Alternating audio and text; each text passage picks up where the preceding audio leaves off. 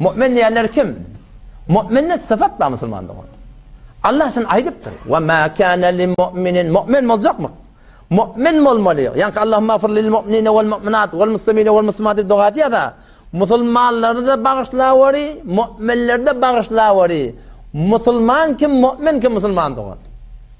Mümin diyenleri Allah'ın ayeti belirtir sana. Müslüman diyenler la ilahe illallah Muhammed Resulullah deyiptir. Ta zaman ki namaz yok, hicab yok, zekat yok, işir yok, meşrupa, ekerdun, yeni burada. Ta zaman ki gerçekten ait bıdatla neyme diyense, inkar ettiyense Müslüman şey. Günahkar, anırbaş Müslüman, sonu neymeler? Ulamalar aydıptırlar. İmam Rabbani rahmetullahi aleyh diyer. Günahane kebirenin nuhusati, Adam ahir deminde iman selp bol yaşanın ettir nağız billah. Müslüman ama mümin deyip kime diyerler? Mümin Allah belirtir.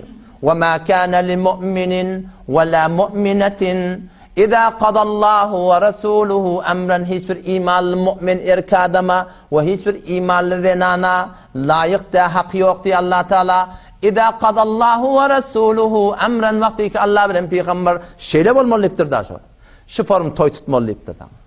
Şu form ayet tutmalıdır. Şu ciri egmaş yedirmelidir. Ağa tenneş form siret olmalıdır.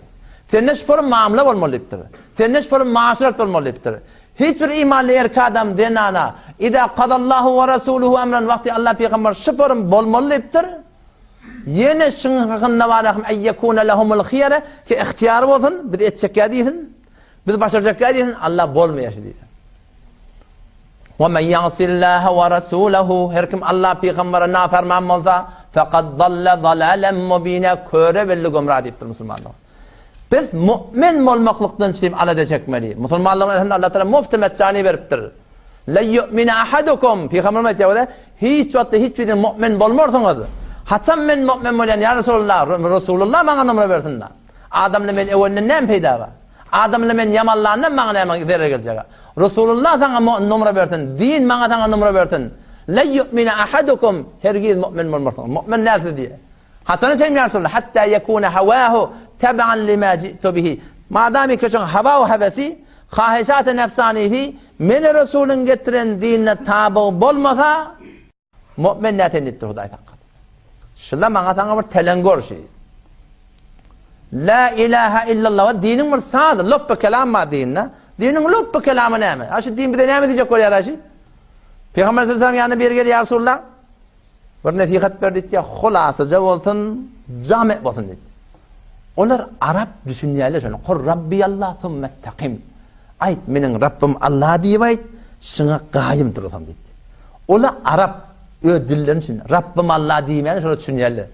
Rabbi Allah diyemede ne mi manayeti? Sadece mesin tevil edeyim. Dinin loppa kelamı şey 24 saat yaşayışımızda edecek, yiyecek, görecek, baracak, gelecek, giydirecek, edecek işimizi İslam'dan icazet alayım. Dinin loppa kelamı şey. Her bir iş edecek oluyor. Yoronun üstünde, yoronun dışında. Giyecede, günlüğünde, dükkanına, giymede, iymede, içmede, her bir doğatlıkta hem İslam'dan sonra İslam için icazet veriyor mu? Şuna diyorlar din İslam.